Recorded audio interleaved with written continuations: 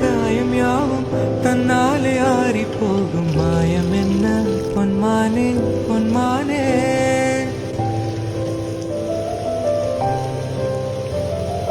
என்ன காயமான போதும் என் மேனி தாங்கிக் கொள்ளும் உந்தன் மேனி சங்காது செந்தேனே. எந்தன் காதல் என்னவென்று சொல்லாமல் எங்க அழகு வந்தது.